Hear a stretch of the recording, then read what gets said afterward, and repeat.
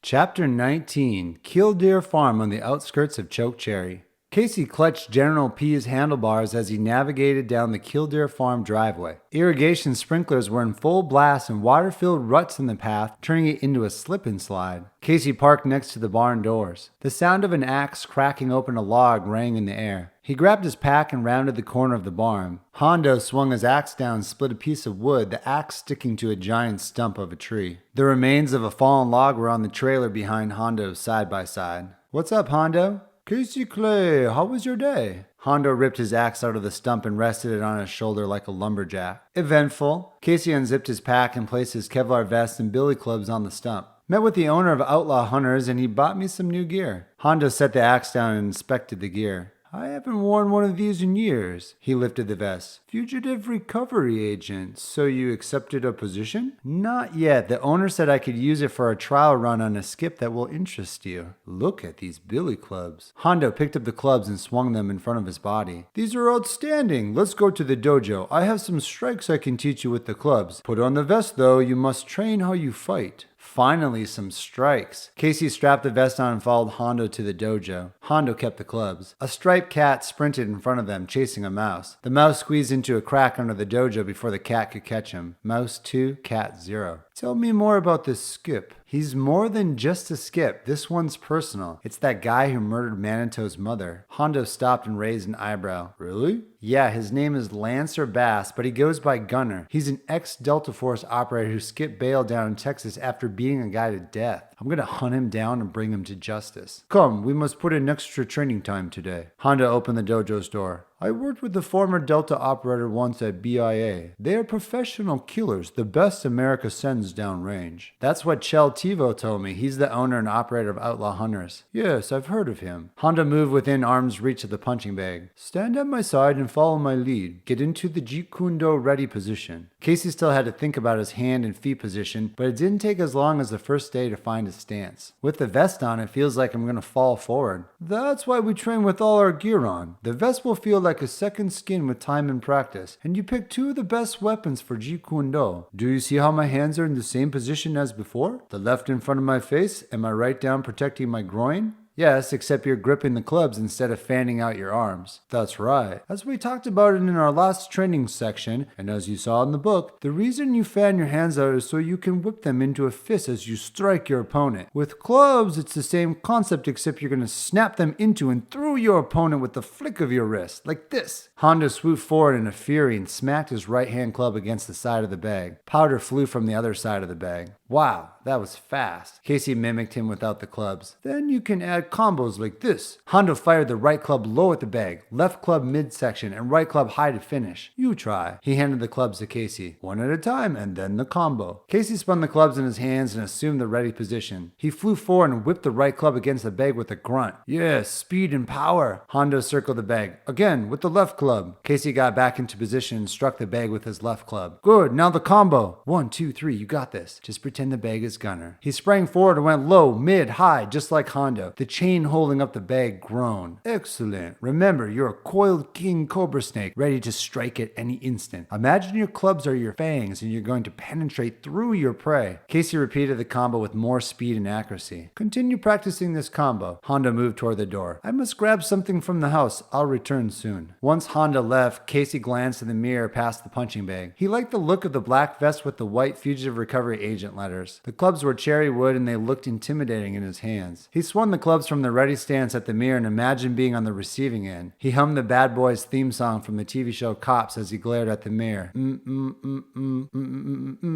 you gonna do when they come for you? It made him think of Nolan sprinkling M&Ms into a big bowl of popcorn as they geared up to watch Cops and America's Most Wanted. It had been their Saturday night tradition growing up. Casey returned to the bag and continued his training. He felt perspiration in his armpits and back. He wiped sweat away from his forehead with his sleeve and threw another round of combos with the clubs. Each new attempt felt smoother and more definitive. He'd been going for an hour and was just about to take a break when the door opened. He threw one more combo for Hondo's benefit. It was on target with blazing speed. "Bravo, young warrior!" Hondo shuffled into the dojo, carrying something hidden under a blanket. "It would impress Bruce Lee with how fast you picked up his stance and strikes." "Thanks, Hondo. What's with the blanket?" "Please, have a seat and I'll show you." Casey sat down and rested his clubs on the bench. Before I show this to you, Hondo paced in front of him, I want you to consider something. You're big and strong, and you'll naturally strike fear into the skips you're chasing in the moment of the attack. This is fine. But in order to make these criminals fear you ahead of time and make fugitives think twice about dwelling in Chokecherry, I believe you need to assume a persona. Casey scrunched his brow. You mean like a nickname? The name is important, but more than a name, you must become a symbol. Something larger than yourself. So at the mere mention of your name, criminals want to flee the community.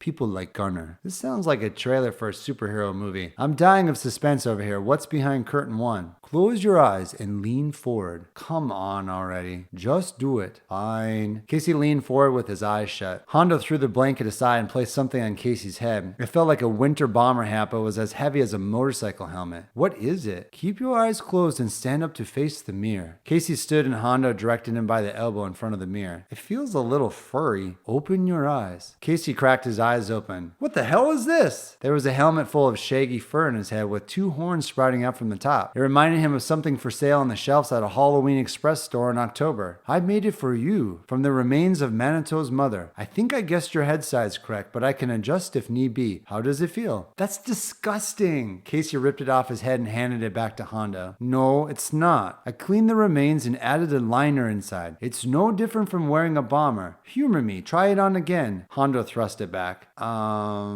Casey examined the inside of the helmet. There was a thick black liner like in other hats he'd worn. He sniffed inside but smelled nothing, so he inched it back on his head. Swiveling his neck around, to his surprise, the helmet clung to his head. Is this like a prank? You want me to wear it into my feedings with Manito and let him suck on my teeth or what? Hondo didn't laugh. He brought Casey's clubs over. No, I want you to look in the mirror and imagine the fear you would strike in a criminal's heart and mind when they know they are being hunted by Buffalo Man. Buffalo Man? Casey turned to the side and gazed at the horns. You want me to live a double life? Pretend to be a Cape Crusader? No, it's not a disguise or an alternative lifestyle. You simply wear it when you're ready to bust a skip, and I promise you word will get out. You're still Casey Clay by day, but the persona of Buffalo Man will come out when it's time to perform. Like an actor going on stage. Imagine wearing the helmet with your vest and billy clubs, hands with athletic wrap, some war paint under your eyes. Criminals in Chokecherry need to know they won't go unchecked any longer. Yeah, Casey took the helmet off. Look, this isn't Gotham City and I'm not about to pretend to be Batman. My original plan was to be here for the summer, then move on. Why would I want to create an entire persona? No one's asking you to be Batman or anyone else. Hondo took the helmet from him. You're Casey Clay, and if you heed what I believe is your calling, you can become Buffalo Man. Or you can make the same mistake I did in my 20s. Abandon this community and run off to your next ranger assignment. The choice is yours. Hondo set the helmet on the bench and paced toward the door. Where are you going? I need to finish chopping wood before we lose the sun. Manito's bottle is ready in the barn. Hondo let the door slam behind him. Fine, be like that, old man. I don't care. Casey swung his clubs and struck the bag with a loud grunt. I'm not like him, Casey thought. Just because he screwed up his life, why does he assume this is the right path for me? He took a deep breath and let his eyes drift to the helmet on the bench. Buffalo Man? He closed his eyes and thought of his big brother. Nolan, there's no way I could become a symbol like this in Chokecherry. I meant to be a park ranger like you and Dad,